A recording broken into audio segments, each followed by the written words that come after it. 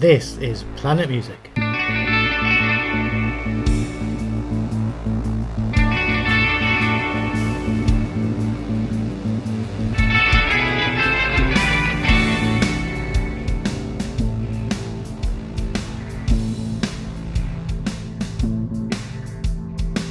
Welcome to Planet Music from the makers of Planet Marzipan. In a streaming world, we're proud to be a podcast that celebrates the art of the album. Hello and welcome to Planet Music. I'm Meza. I'm here with my good friends. Craig. And Mikey. And Roy. And we have a new concept for Planet Music. Mikey's hatched this cunning plan, which I'm going to let him describe to you. Cunning plan or can of worms? I'm not quite sure. Basically, I wanted to celebrate the idea of the compilation album, not just an artist's album, but it was going to be too difficult to review a compilation album because there's too bloody many of them, and most of the time they've got too many bloody tracks on there to go through. So I thought what we'll do is we'll pick a theme so that we can make it coherent, pick a few songs each, and make our own compilation album. We've also thrown that idea out to our listeners to ask them what they would choose if they were doing their own compilation. And we've had a fair bit of feedback, which we'll get onto later. And I think we've surprised ourselves and also made some very difficult choices of paring down our own personal lists. I was going to say paring down. You're talking about compilation albums having too many songs. How many was on the list? Well, I think 12. Me and Gray have 12. put together an Apple playlist, and it currently sits at 15 hours and 37 minutes. Yeah. And realistically, That'd be one fucking even scratching the podcast. surface. It actually got me. It got me from the south of France back to Dumfries on my motorbike. That one, that podcast. Well, if you're an insomniac, email us and we'll send you the link for that. But we're not doing the 15-hour playlist today. Everybody on the podcast has picked 4 cover versions that mean something to them, or they've got a particular fondness for. So because it's his idea, we're going to start with Mikey's first choice. What is your first choice, Mikey? My first choice is an obvious band choice, so I'm going with Pet Shop Boys. I would like to think it's not an obvious song choice. The song is The Last to Die, which was on their 2013 album Electric, and is a cover version of Bruce Springsteen's song Last to Die, which is from his Magic album in 2007. The reason why I picked it is because I think when you put it against all of the other cover versions that Pet Shop Boys have done, this is fairly faithful. And they've said from the off, there's no irony with this cover version. There's no tongue-in-cheek going on. This is a genuine love of the song and the meaning behind it. From day one, Pet Shop Boys have been very much anti-war. They don't shout it from the rooftops, but they do have their say quite a bit. And this track goes back to something that John Kerry said. He was a US Secretary of State when President Nixon was sitting in the big white building. And I'm going to paraphrase here, but he basically said that Nixon was going to be the first president of the United States to lose a war. Probably won't be the last. They won't be the last based on current performance. Yeah, but what he did say is how can we send these men off to war, and who is going to be the last man to die for a mistake? So that was alluding to the Vietnam War. Now, and the Pet Shop Boys were very much against the war in Iraq. So that was the reason why they covered it. And I think, to be honest with you, the sentiment of the song is resonant quite a bit, because there's always something going off somewhere where a war has started for no major reason other than political or economic gain. And that's why I love it. It's not just a cover of Go West or Where the Streets Have No Name. It's got some gravitas, which, you know, if you didn't know this was a Bruce Springsteen song and you just played the album through from Pet Shop Boys, you probably wouldn't go, "Oh, this sticks out like a sore thumb." But what I do like about it is I don't think it's necessarily a song that's in the style of Pet Shop Boys. To me, it sounds like the Pet Shop Boys are pretending to be the Killers doing a cover version of Bruce Springsteen. It's got that vibe about it anyway. But that's why I picked it. Okay, all good And, reason. just as a one little ad, Bruce Springsteen did a radio show during the lockdown sessions, and he actually played the Pet Shop Boys version of his song on his I radio thought show. you were going to say he played Go West. He did a version of Go West. There Well, for a minute. actually- I'd love to hear actually, that. I'd love to hear that. He did actually on later broadcasts actually say that the Pet Shop Boys had covered his song and he really liked it. And he played "Go West and It's a Sin" on his second radio show for the BBC. Okay. So there we go. Well, boys, Mikey set the bar way too high. I ain't going to be talking in that sort of depth about my picks, but you've got to follow that, Gray. What's your first pick? So my first pick's going to be White Rabbit, and it's sung by Emiliana Torini, who is, I don't know a lot about her other than she's Icelandic and she's recorded some stuff for film soundtracks and what have you. So she did some stuff for... I know Dobby, David, a friend of ours, he's a big fan of hers. Yeah, so he did some stuff. She did some stuff for the Lord of the Rings soundtrack and bits and bobs, and she had a few albums out on her own. But first off, I love this song full stop. I think the song is absolutely amazing. So who is it a cover of? Jefferson Airplane. Yeah. White Rabbit. Really psychedelic era, trippy stuff, which I love.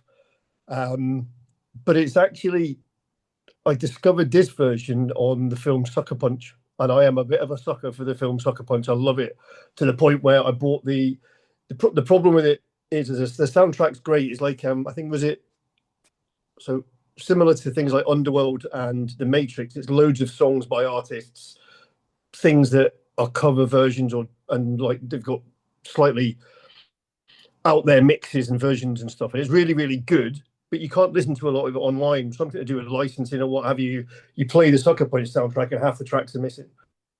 So I did do the music on vinyl, limited edition, 1,000 copies around the world, silver platter disc, and bought myself that because some of the versions on it are brilliant. Some of the mixes are on it that are on it are brilliant, but this one in particular, again, it's just something. There's something about the song with this, or the Alice in Wonderland vibe, and the storyline behind it and the imagery behind it just takes me away every time I hear it. Whether it's Jefferson Airplane or this version, or there's somebody else who's done it as well that I listen to it, and it's just brilliant.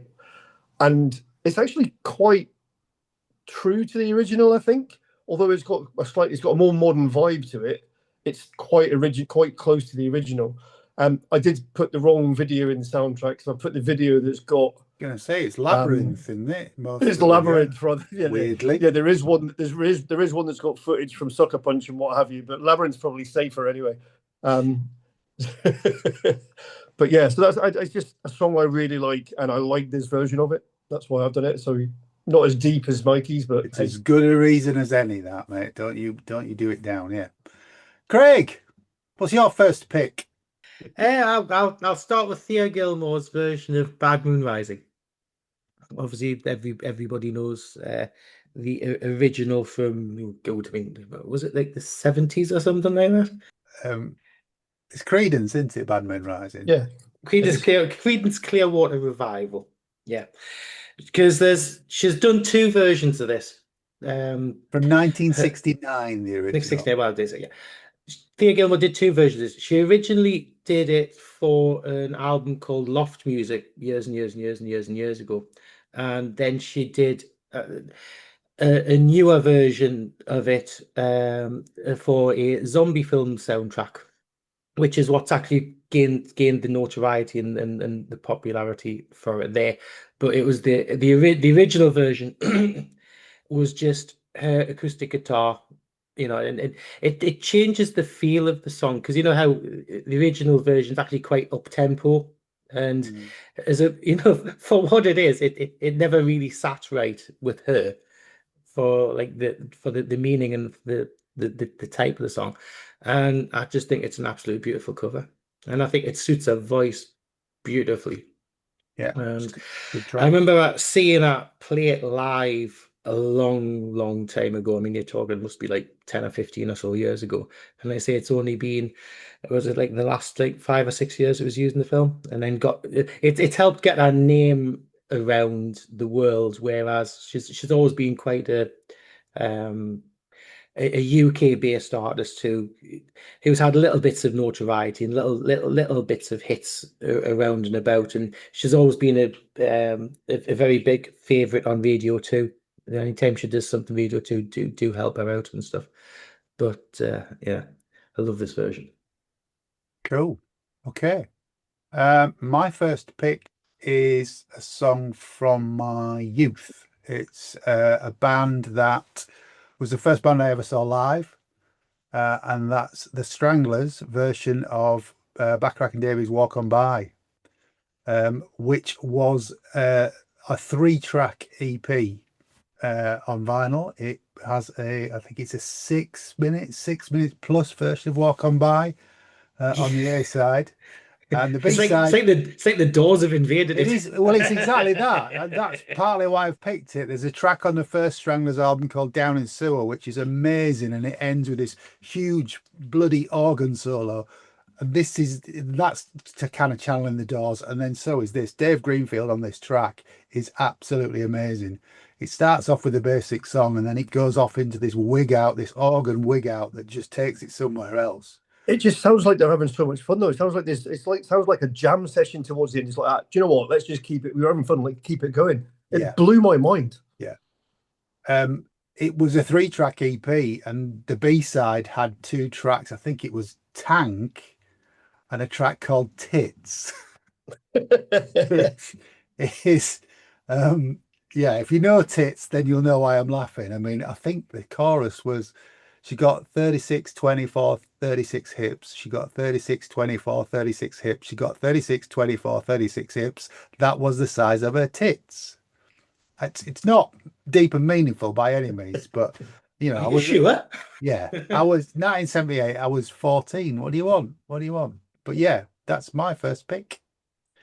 Back to Mikey for his second pick. Right. I'm going to go with another obvious band choice then. I'm going with Erasure. The song that I've chosen, it's a very difficult choice, actually. I'll have to say that.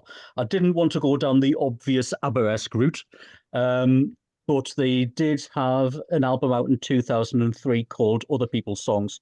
They just had an album that didn't do so well, called Love Boat, which I personally really liked. But they felt that they were in some musical doldrums, so they decided to go and investigate songs that they loved, to reinvestigate how to do arrangements, vocal harmonies, anything that wasn't Erasure, basically.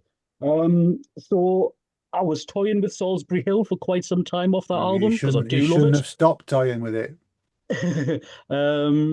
And then I went, you know what? No, I'm going to go up with Come Up and See Me, Make Me Smile. And the reason for that is because I absolutely adore the original version by Steve Harley and the Cockney Rebel, which is a 1975 song. And the reason why I like this so much is it's Erasure when they do their tongue-in-cheek, but you know that they love the song.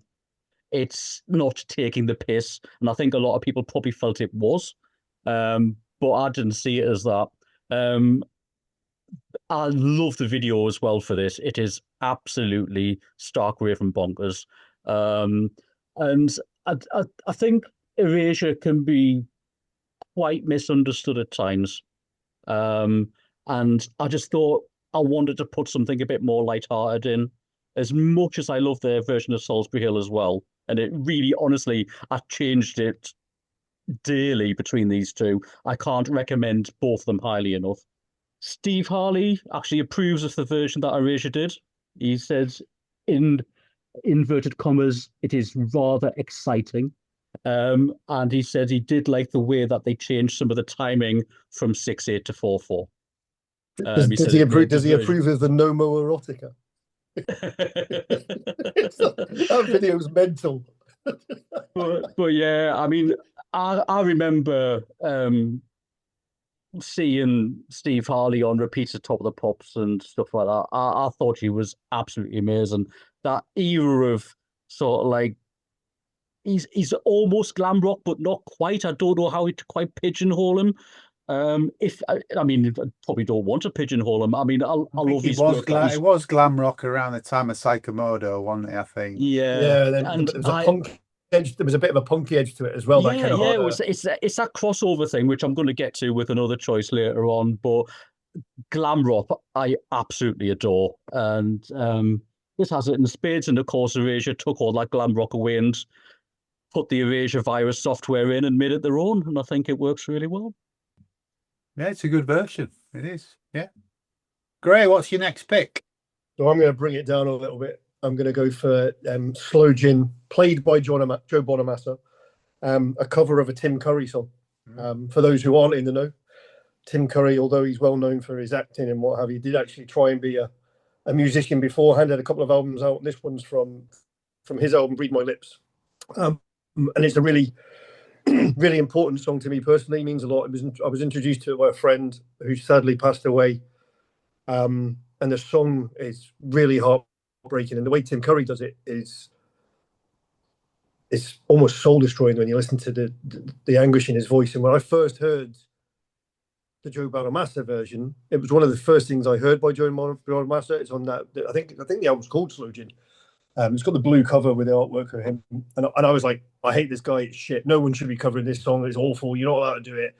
Hate it. I then saw Joe Bonamassa live, and that was a whole different experience. And that's why I've chosen the video I've done is the Red Rocks version, which the video of that gig is astounding. The way he plays, and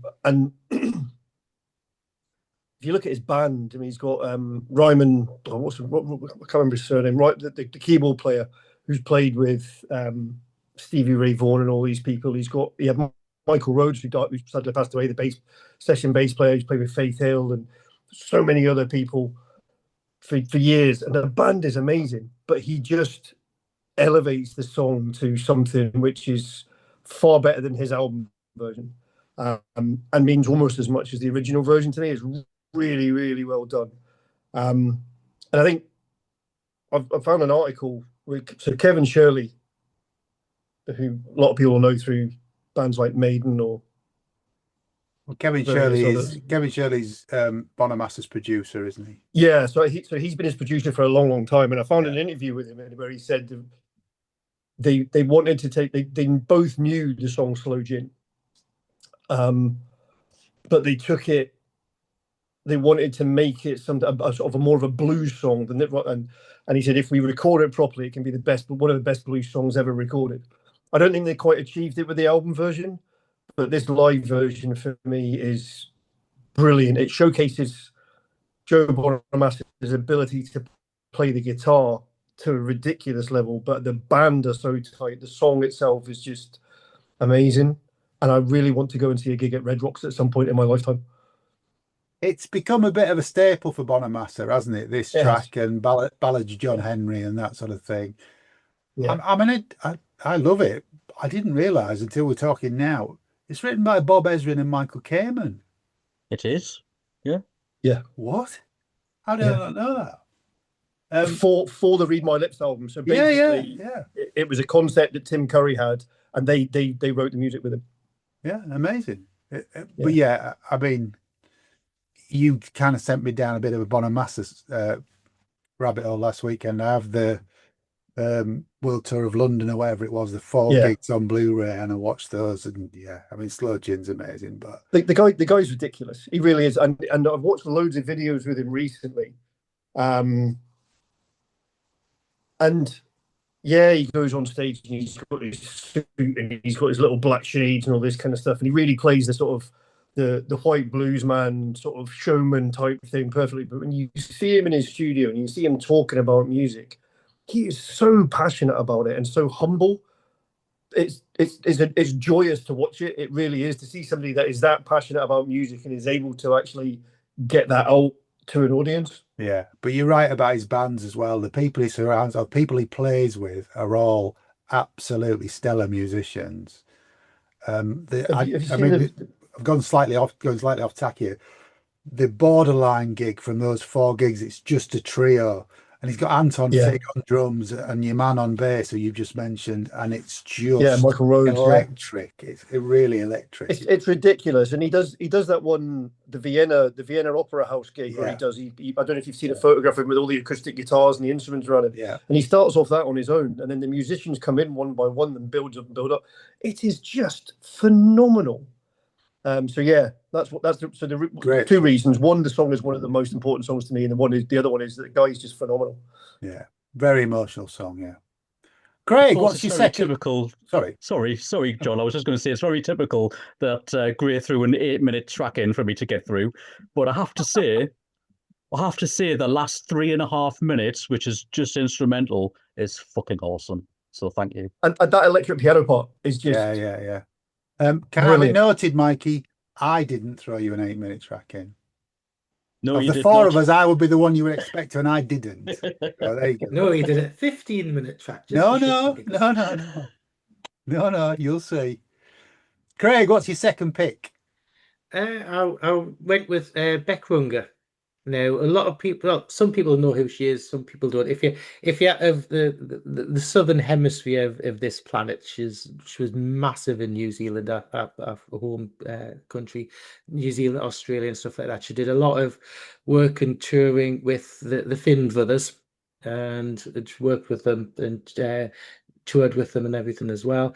Her breakthrough album was Drive back in about 97 with the song Sway, which ended up on a lot of soundtracks and TV shows and stuff like that. And she's one of those artists who, like, she hit big with the first album. She's done a few albums. They've all done like really, really well. Especially she moved across to America, hasn't done so much. She's done very, very little work in the last like 10 or 15 years. She's got a new album out now. And what I've heard from it so far, I really don't like. Excellent. Great Which is recommendation. strange. But Just we'll go spell, back over. because of our accents, just spell her name for people. It's BIC, but it's pronounced Beck. But we used to call her Bic Bay, just for shits and giggles. Yeah. Beck Runger, Runga. G-A. Yeah. So this is one more cup of coffee, which is originally Like a Mechanics. Oh no. Not quite. Oh, Would it be? Damn, I got my hopes up there. Got your hopes up. Actually, it's a Dylan cover from the 70s.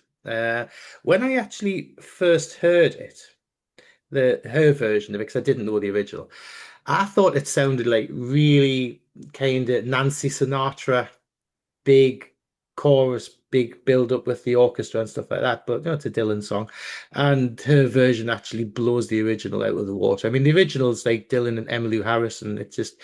But I'm not a fan of Dylan's vocals. Never have been. I can appreciate. This is a lot easier on the ears than Bob's voice, like, that's for sure.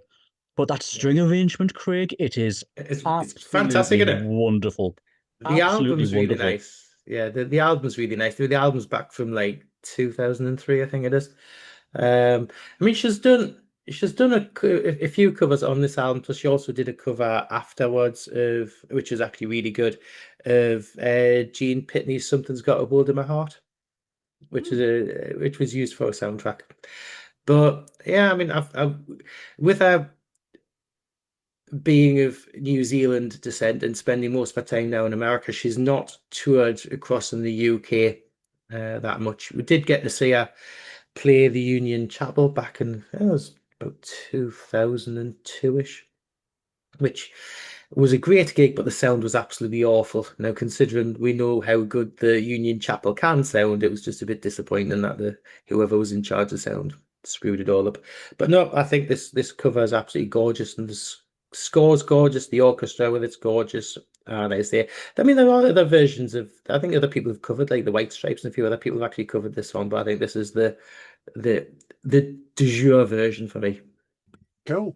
Okay.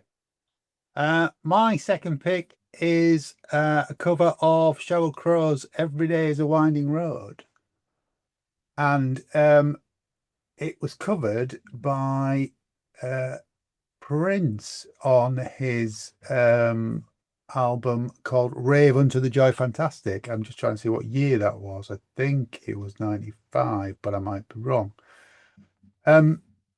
If you search on Spotify, on YouTube, there's some great footage of Prince playing the song with Sheryl live, which I think predates his studio version. The Rave Unto the Joy Fantastic is quite an up-tempo, mainly dancey album, and this isn't out of place on there. It's quite it's quite faster, quite a bit faster than Cheryl's original, but still maintains that real hook of the chorus. It was my substitute pick, and I'm going to get my original pick in here that I couldn't have because it's not on YouTube. This should have been a Don Henley and Stevie Nicks track called "It Don't Matter to the Sun," which is a Garth Brooks cover. But I can't talk about it because it's not on the list. But anyway, this is a great substitute. Prince, "Every Day's a Winding Road." It's fucking awesome. Thank you, Ben. It is brilliant. Absolutely bloody awesome. I wrote down this is Nile Rodgers meets Daft Punk. I love it, and there's some really intricate stuff going on in the background that doesn't take away from it, but it just gives the whole thing motion and vibe. It is brilliant. But Got then a bit of a swagger to it, hasn't it? it has. But then I'm a huge Prince fan, so anything that you choose up, yeah, very much. I've never been a fan of the Sheryl Crow version, like ever. I hated I like the the song. song. I like the This song. is awesome. It blows hers out the water. And it really is amazing. Okay. Absolutely amazing. Technically and musically, it is wonderful. Really good. Never heard it before, John, so thank you. Great. It's all right, mate. Thank the man himself, Prince Rogers Nelson. Mikey, it's your pick 3. Oh, right. Okay, I'm going to link to my previous choice because the band I'm going to mention I'd never heard of before. I went to see Erasure on the tour for their cover versions albums. So it was called The Other Tour, and we're going back to 2003 at Newcastle City Hall. And the band that was supporting them was a band called Client. The way they were marketed by themselves and Andy Fletcher, who had signed them to his brand new label Toast Hawaii, they were anonymous. All the pictures of them had no headshots. They were known as Client A and Client B, one singer, one keyboard player. So I got there and I'm like, oh, sit through the support act. And they came out and this electro music was playing, and I thought, I recognise that singer. And then it just hit me like a ton of bricks. It's like, that's Sarah Blackwood from Dubstar. Didn't bloody know. And that was it. Hooked. Absolutely hooked by their music. It's very electro. But by their third album, Heartland, which is where my choice is coming from, they'd introduced real bass, real guitar. The album was primarily produced by youth, and it gives it a lot denser, heavier sound. So the song is Xerox Machine, which is a cover version of the Adam and the Ant song Xerox from 1979. A very minor hit for Adam and the Ants. I think it's got to 81, but it did marginally better than the Client version, which got to 199. But did he do a follow-up song called HP Tore That Cartilage? No, he didn't, Craig. but again, this is like it's the sort of music that I loved from the sort of like the 70s going into the 80s, where you've got this glam rock punk fusion thing going on just before the new romantic movement. And it's amazing. I absolutely adore this cover version. It's very faithful. I think it's been brilliantly reproduced. And the guitar on it is by a guy called Simon Tong, who was formerly of the Verve. But it's an absolute rocker. It's got a banger. smoke and It's a electronic real music banger, on it. yeah. It's brilliant. And I love it to bits. It's absolutely brilliant.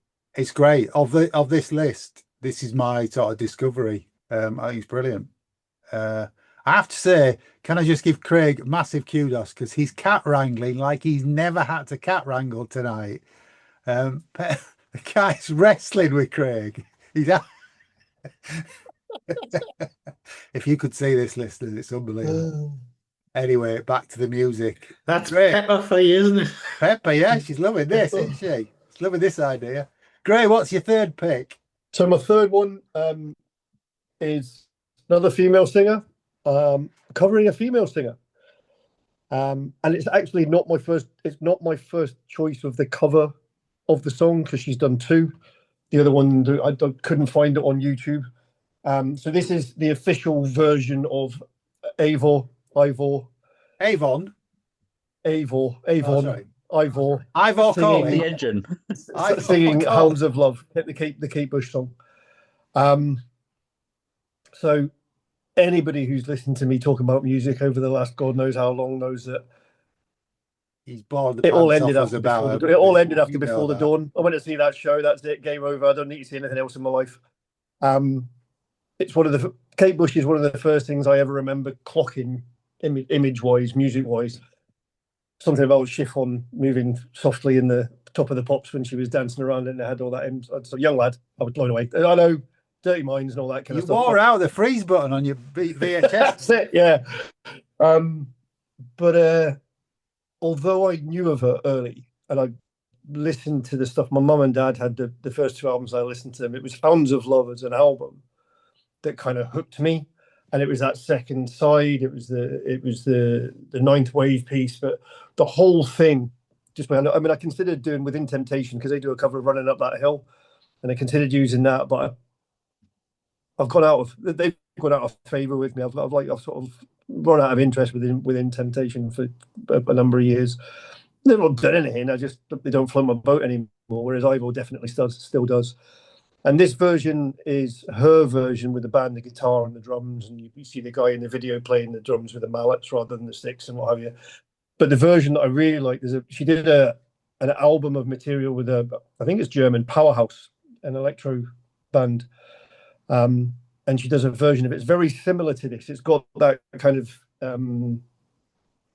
the ambient, so the sounds are all very, very similar to this, but it doesn't have the drum build at the end. It just grows electronica wise. It's absolutely brilliant. I love her voice. I think she's one of the few people I think that can cover Kate Bush and get away with trying to sound like Kate Bush. The only other person I think of. It sounds like Bjork covering Kate Bush. The pronunciation. Yes. Well, that's yes, the Icelandic pronunciation. The only other person I think of that has a voice that to me is similar is Tori Amos. She's the only person that has that kind of vibe to her voice. But the Avon stuff is brilliant. I love the song. I love this, and I wanted a way of getting both Kate Bush and Avon into this list somehow, and this is what I've done. Okay, Craig, pick your third pick. You're on mute. Hang on. Oh, no, I'm good. Just still cat wrangling. I know, yeah. That's what happens when you've been at work all day. So my next one is I'm going to have Kathleen Edwards' cover of Supertramp's The Logical Song. Now, John, do you want to play a prog, not prog? Well, no, I don't. You know the answer. I mean, this isn't a prog song, so it kind of plays into Lucy's court a little bit, but they are prog, yeah. Yeah, I mean, to be fair, I mean, this was a massive song for Supertramp back in the day. I mean, it was a single, wasn't it? If I It's a remember right? breakthrough single for Yeah. Breakfast in America album, yeah. Yeah. So I mean, it's absolutely huge. So if you're gonna cover something like that, you've got to make it different. And I think, we actually mentioned this song in the podcast when we talked about Asking for Flowers, when we covered that a few months ago, because this comes from Kathleen Edwards' cover versions album, which is only about a year or so old, which came out just before her current album, Billionaire, which is absolutely corking. Yeah, cover versions album, and I think this is the standout track on it. I think her voice is so fragile in it, and the way that it builds to the proper crescendo, I really, really love it. I really, really love it. And it's I mean, I like the Logical song in any case, so and it was quite funny because I would have normally thought, ooh, is he actually going to do it justice? But I think it's beautiful. So I think going back to the podcast that we did about her, I made comment about her voice, and her voice sounded weak to me, or there was points where I really liked the songs, but I didn't like. I find completely the opposite on this. I think her delivery on this is spotless. It is just so good, but she's also done it in a way that gives the song a completely different meaning to me. You listen to it, Yeah. it's not that it just doesn't sound like the same song.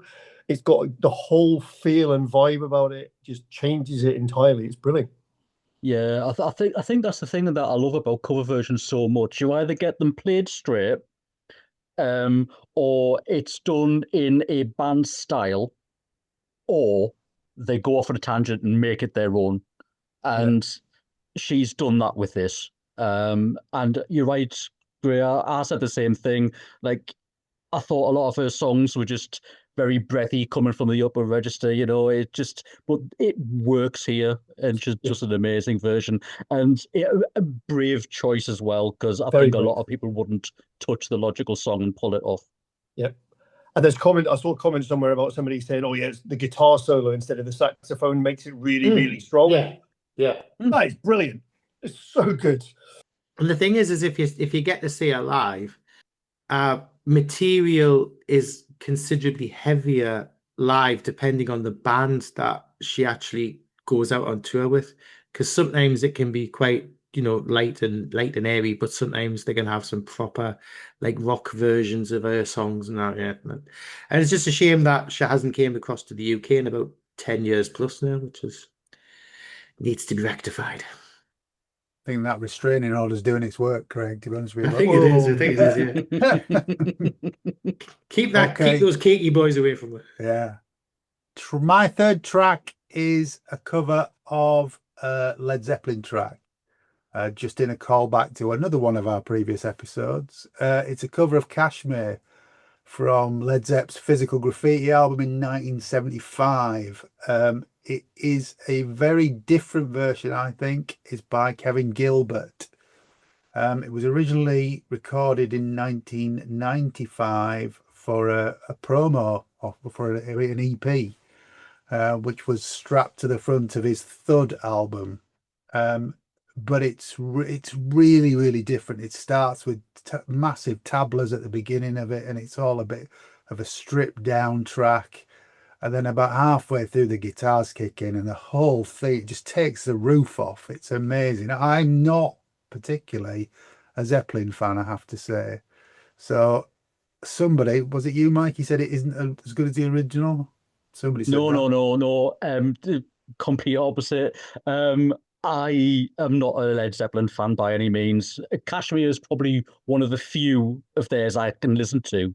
This blows it, but yeah, it's absolutely stonking. And again, it harkens back to that artists making cover versions their own. He has done this in spades. It is absolutely awesome. I've played this loads of times. I've played it 3 times today. It is absolutely brilliant. Yeah, absolutely it's great. brilliant. I mean, you've all heard, if you've listened to our Kevin Gilbert episode, you've heard us bang on about him. Massive miss Kevin. But I mean, Dave Kersner's on this track as well. It's massive. It's so powerful. It's funny, because when I first put it on, I was like, oh, really? What, the first half of it? Yeah. I was like, really? Is this it? Is this what he's doing? But it also kind of, rather than the album, the original version, it almost took me back to the sort of the Page and Plant unleaded version, with the Arabic quintet and what have you. But I was like, really? Is this what he's doing? And then, like you say, about halfway through, somebody just flicks the switch and the thing just explodes. Yeah, I mean, it's got like tablas and sitar on the first like the first 2.5 minutes. Yeah. It's just this twinky thing, and then all of a sudden, boom! Yeah, it's really the well roof done. off. And the video's good as well. Yeah. But yeah, that's my third pick. Mikey, your final pick. My final pick, right? I'm going with The Beautiful South. They did an album in 2004 for exactly the same reason that Erasure did their cover versions album. They felt they were stuck in a rut. They later cited having musical similarities as a reason for breaking up after the follow-up to this album, which was called Gold Diggers, Head Nodders, and Folk Songs. Quite a collection of very strange cover versions. This song didn't only just pipped it to the post. What I was going to choose was their cover version of Don't Stop Moving by S Club 7. It's absolutely amazing. But the one that won it is Living Thing, which is a cover of an ELO song from 1976. Their album was a New World Record, and it was a number 4 chart-topping single back then. Paul Heaton doesn't feature on this. It's Dave Hemingway and Alison Wheeler doing the vocals. And it's a prime example, again, I think, of a band taking a song that's not theirs and making it their own. It doesn't sound like ELO's version in the slightest. And I love Electric Light Orchestra's version of this song anyway. I've always loved ELO. I love most of the stuff that they've put out. But I particularly like the arrangements on this. The string work, the pizzicato strings, it just gives it something else and takes it somewhere else. And I think it makes it a bit more melancholy the way they've done it. It's a bit leaning less behind the song gusto than the yellow version. Yeah, It's absolutely. It's almost twee. I don't mean that in a Almost, negative way. Yeah. And I don't, and again, I don't think it's been done tongue in cheek at all. I think they've very lovingly recreated it. It's been produced by John Kelly as well, who's got Chris Rea, accolade after accolade. He's worked with Paul McCartney, hasn't he? On So yeah, that was my last choice. It took a lot of wrangling to get it in, but I just thought, you know what, I'm going to go with it. And the video's bonkers as well. It's on our YouTube list for you all to peruse. Okay, there'll be a link at the bottom of the page for the YouTube list of these songs for you. Okay, great. Your final pick. I'm going back to the land of sanity now. I'm going back to rock, or blues rock anyway. So most people know me through my stuff that I like in prog or pump rock or stuff like that. So Marillion, Queen, two of my favourite bands. Outside of those two, you've got Big Country, which is kind of folky rock type stuff, or rock folk, whichever way you want to look at it. But before that, there was just your straightforward hard rock. My favourite band of all time is probably Deep Purple, followed very closely with Whitesnake and Rainbow, because of all the people that sort of splintered from that group and then went and did other things. And I think David Coverdale's voice for me in that period in the 70s just dripped blues and soul kind of vibes. In the way his ability to croon, I think, is the way to call it, is just absolutely stunning. Some of the stuff that he did was brilliant. And I remember that when the first time I heard this wasn't on the Snakebite EP, it was on the Live in the Heart of the City album, the live Yeah, version. live at Hammersmith and live at Heart of City. Yeah, great records, yeah. So basically, when he left Deep Purple, he was stuck. He did 2 solo albums on Purple Records. The second album, he had a guy called Mickey Moody on guitar playing with him. And then to tour that album, to tour the Northwinds album, he built a band. Yeah. And that band was Bernie Marsden, Dave Dowell. Was it Neil Murray that he had on bass for that? I think it was at that point. Yeah, I think so, yeah. And Mickey Moody, I can't remember the keyboard player's name. John Hord? Not John Hord? No, it wasn't. He didn't come until 1980. He didn't come until later on. He missed the first couple of albums. But while they were on tour doing Northwinds, they started writing material. So they went in to record some material. The record label wouldn't let them record an album. Didn't have enough faith in them to record an album because Whitesnake was an unknown thing. So they let them do an EP, and they did Bloody Mary, Come On. I can't remember the 4 song was, and they did this cover version. The Snakebite EP. A Snakebite EP, yeah. Which became Snakebite album in America with 8 songs from Northwinds on it. But they did this cover of Bobby Bland, Ain't No Love in the Heart of the City, and it is stunning, absolutely stunning. The live version is brilliant, but even the version on the EP is just, for me, it's everything that epitomized that Whitesnake period, that blues rock period, that the twin guitars. Bernie Marsden and Mickey Moody played off each other so well. The drums and the bass were just locked in tight. It was everything was good, and then you had him just dripping honey over the top of it with his voice. Absolutely brilliant. And he played it. I mean, it was a staple in their set for God knows how long. Yeah. The only other person I've seen doing a version of it, would you believe, is Mick Hucknall. When I saw him do a tribute to Bobby Bland at the Blues Festival in London, and that was amazing. I've got it by Paul Carrack as well. Carrack's done a version of it. Yeah, it's quite good. Different again, but yeah. But it's great. It's a great version. David Coverdale's voice is amazing. It is or was amazing. Oh, okay. He's retired. Yeah, I know he has. Yeah. Yeah, but his voice was shit for years. I mean, he had people doing the high notes for him on the albums for the last 5 albums, didn't he? So who would do? We're not getting into that. Who would do that? We're not getting into that. Corey Desires. But yes, it's brilliant. Absolutely brilliant. Okay, cool. Craig, what's your final pick? Well, I'm going to do a point of order first. Oh.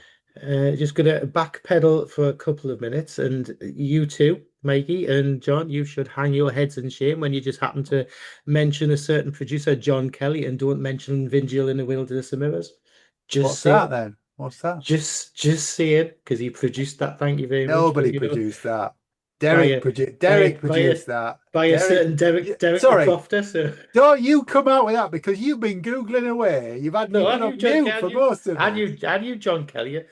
I know John Kelly from Chris Rea, which predates that. Children. God. What's your 4th pick, you cat wrangling git? My 4th pick is a cover version by the Bootleg Ruttles. It's not. It's Love Cats by The Cure. Yeah. Yeah, the Bootleg Ruttles. No, it's Fiona Apple's cover version of Across the Universe. A very famous Beatles track from the very, very late in their career.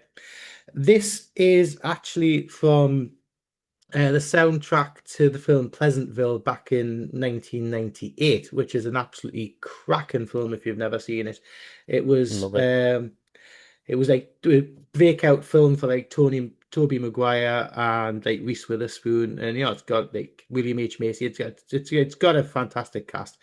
If you've never seen it, it starts off in black and white, 1950s repressed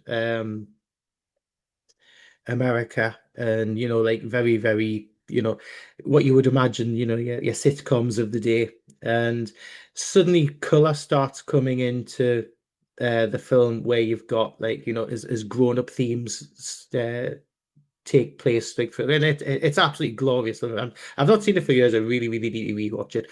But the closing piece of music is Fiona Apple's cover version of Across the Universe, and it is absolutely fucking stunning.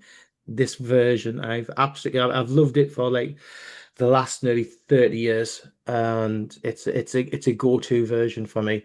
And I just think a voice, the production of it, just it hits every note right for me. And but Totally if on you board with haven't, you, Craig. yeah, Totally on board. if you haven't seen the film, it's a must see film. The two work very well together, don't they? It's a Yeah. perfect payoff for the end of the movie. But I've always loved that song. Even like, obviously the Beatles version. And she just nails it. She absolutely nails it. It's wonderful. Can't sing its praises high enough. I mean, I've always thought, with it. I mean, it's a Lennon composition, but I've always found it had almost like the soul of a George Harrison song. But that's just I my think head. the two were bouncing off each other for quite a while, them two, anyway. It's interesting. But I have to add, like, this was actually on my list to Yeah, pare down. It was on my list for quite some time, and I mean, my first draft list had over 40 songs on it, and it was on the list for quite some time. Okay.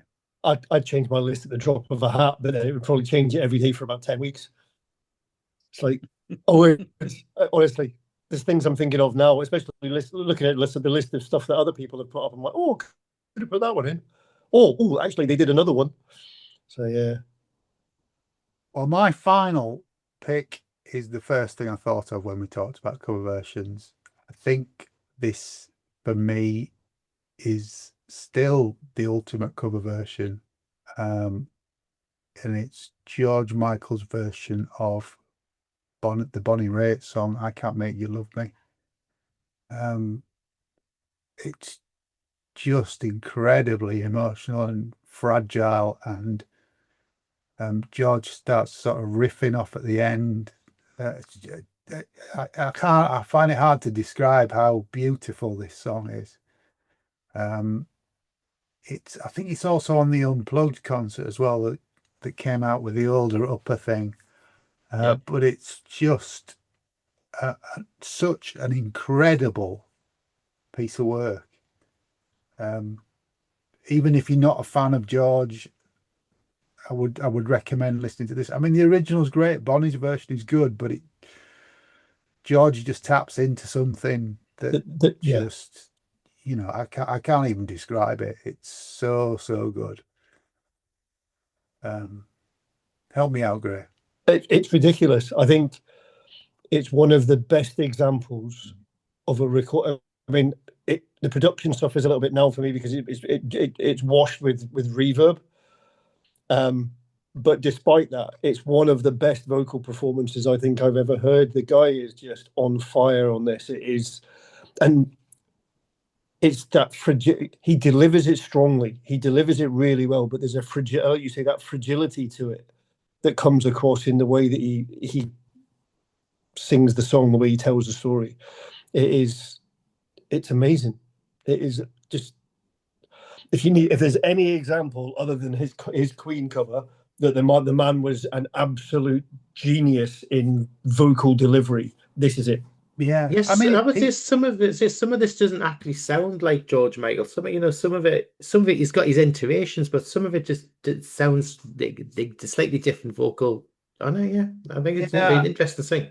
He was starting to lose me at this point, I think, because tracks like Jesus to a Child didn't kind of hit with me as much as some of the other stuff. Spinning the Wheel, which is all this sort of era. It's good, but it's not as good for me. But that bit, the bit at the end where he starts singing "All My Tears, All These Years," yeah, absolutely. It blows Bonnie Raitt's version out the water again. It's absolutely wonderful. I mean, I had a George Michael song on my list for quite some time as well, which was The First Time I Ever Saw Your Face, which breaks me every time I hear him sing it. And I actually have the AA side single of I Can't Make You Love Me, because it was a AA with Older. It was, yeah. It was, yeah. And I hadn't played it in years, and I thought,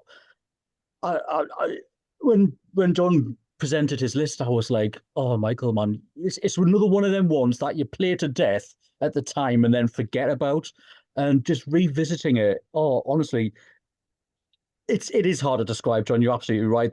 But the word beautiful sums it up. It's heartbreakingly beautiful. Yeah, it's just dripping in emotion. I think it was 1997 it came out. I don't know where I've got. Yeah, January 13th, 97, the single was released. But yeah, just had to be the first thing on my list. And I know I've mentioned it once and it isn't on my list, but It Don't Matter to the Sun is almost as good as this if you can get to hear Don Henley's version of that. But so that's our list of 12 cover versions for this fictitious Now Planet Music cover versions.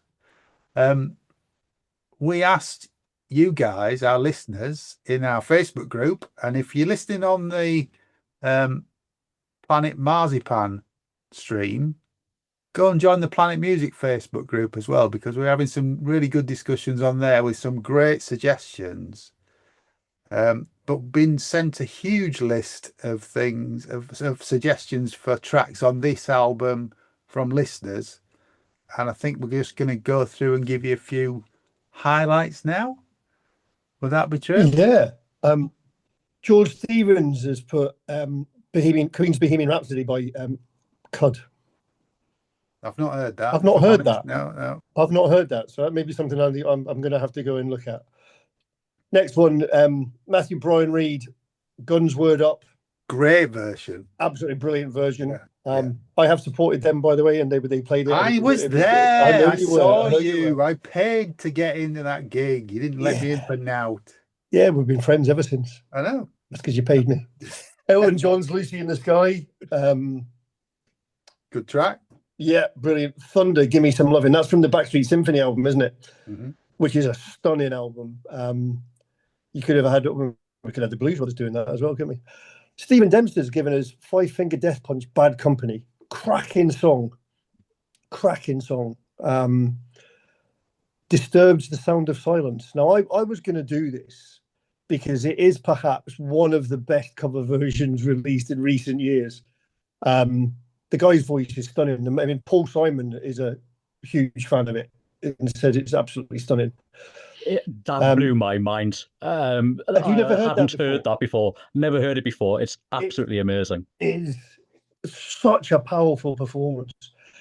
I'll give another one of his, which is Ugly Kid Joe in Cats in the Cradle by Harry Chapin. Now, confession, that is my go-to karaoke song, Cats in the Cradle.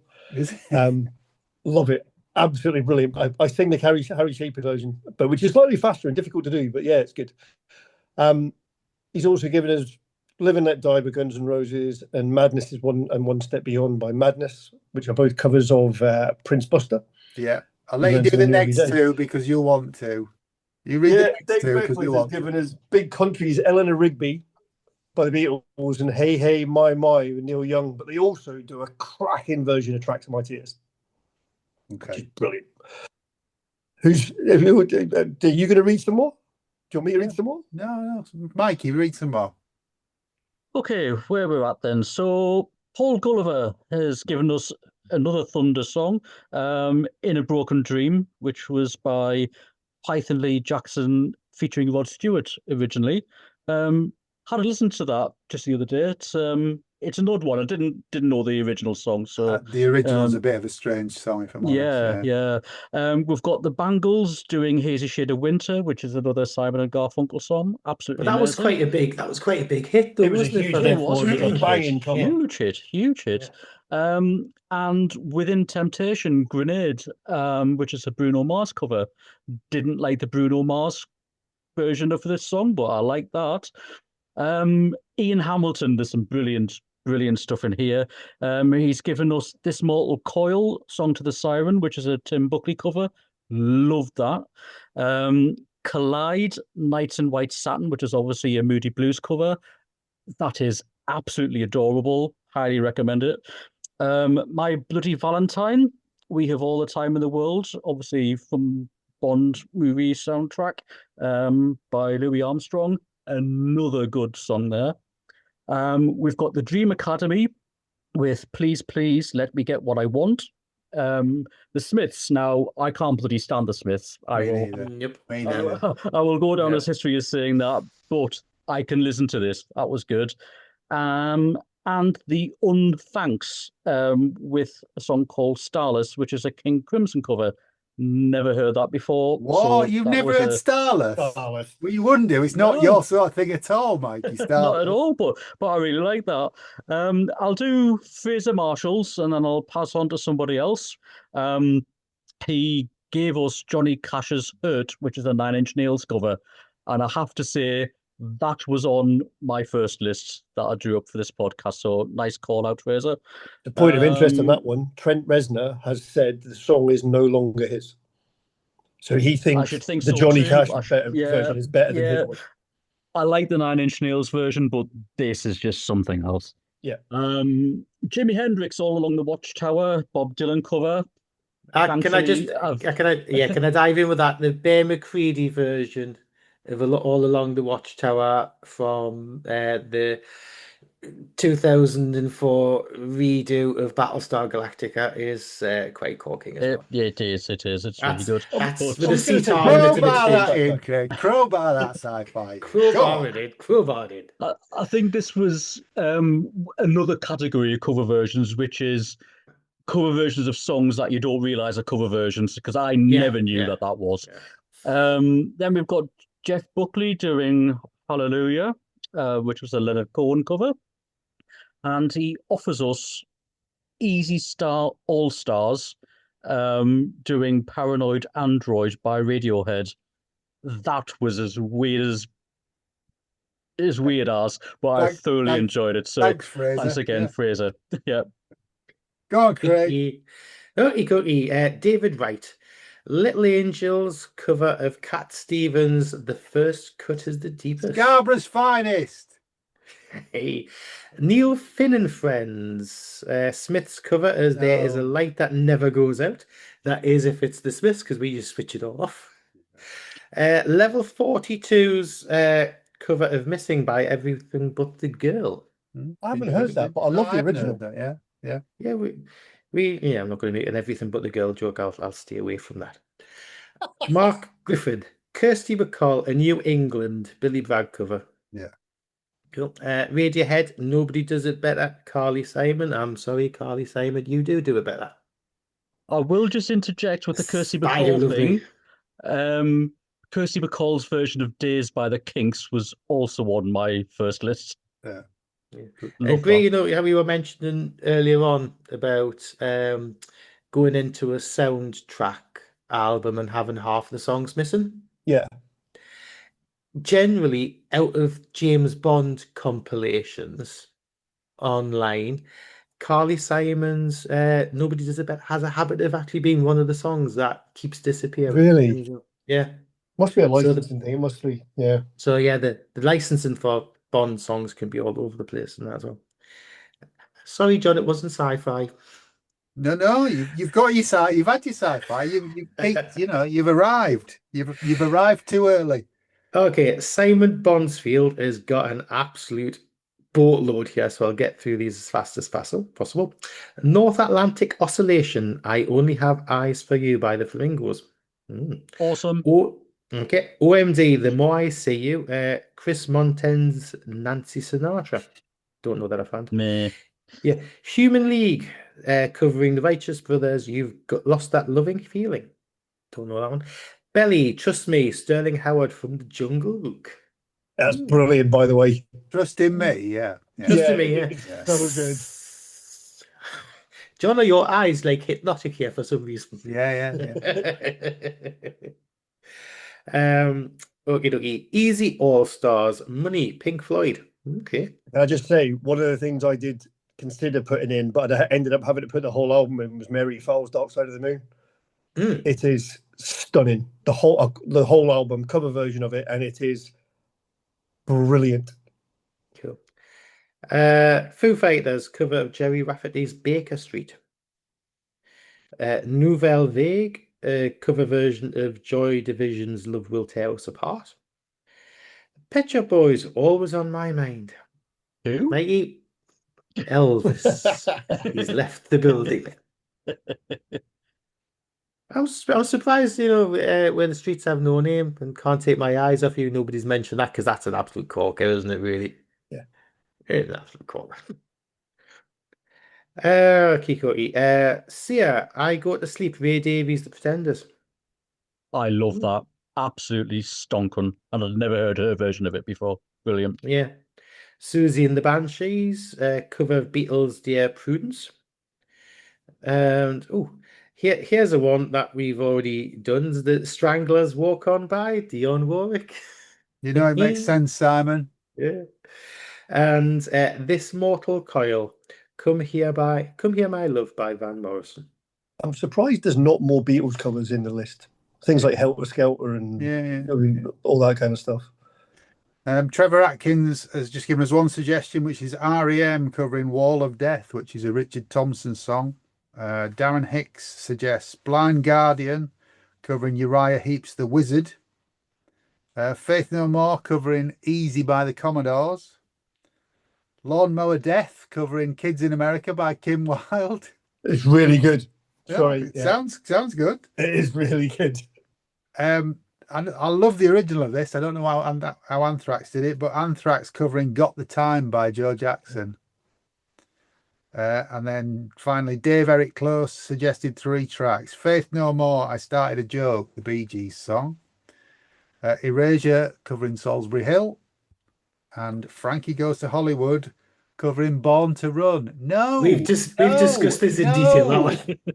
Dave, you were on a winner there until our last one. No. But if he wants to hear our thoughts. There is one more last minute entry by a Faye Gouston. Here we go. And it says Bomb Ballerina, Itsy Bitsy Teeny Weeny Yellow Polka Dot Bikini. Can I just, for explanation's sake, say that I do possess the 7-inch single of said song? You do. Yes, because Mikey will probably remember because we had to buy it for Zoe, which was my niece who was born in like 89, and when she was a little baby, that was an absolute favourite song back then. So that's my excuse, and I'm sticking to it. Thank you very much, Governor. You can take us away now. So there's one missing that I thought somebody would have mentioned, which is Alien Ant Farm, Smooth Criminal, because it is a stunning cover of a Michael Jackson song. It is. And I'm surprised it's not been brought up by anybody. I thought, there's a couple of things there that I'm like, shoe in. But I'd have thought that would have been in the list.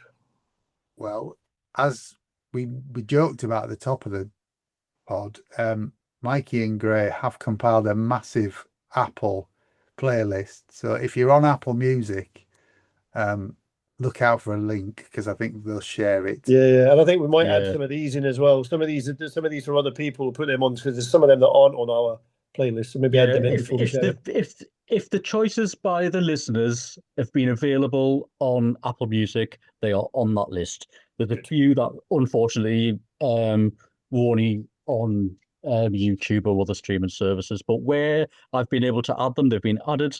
And as I said before, it's over 15 hours of music, and it currently sits at 224 songs. Okay. Don't blame me, Governor. Well, that's the first of these imaginary compilation albums. What did you think to the format? What did you think to the choices? Give us your choices. Tell us that what we've picked are rubbish. Whatever you want to do, but interact with the pod, please. Thank you very much for listening. If you've got this far through the pod. We'll be back in 2 weeks' time with a new episode. We'll probably go back to reviewing an album, I think, won't we, boys? I think so. Notes. Yeah, next year. Don't know what it is yet, but we'll pick something. And we'll be back in 2 weeks' time. Anyway, all that remains to be said is thank you very much, Gray. Thank you for having us as always. Thank you, Gray. Thank you, Mikey. Thank you, guys. It's been fun. Thank you, mate. Thank you, Craig and Pepper. Oh, she's buggered off now. She's had enough. She's lost interest.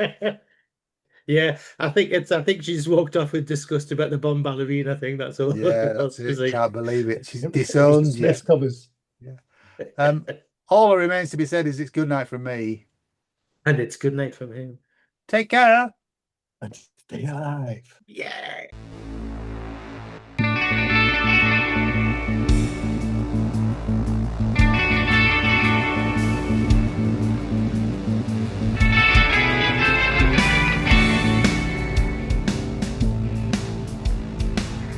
Thanks for listening. To Planet Music from the makers of Planet Marzipan. If you like what you've heard, please like and subscribe, and maybe even join our Facebook discussion group.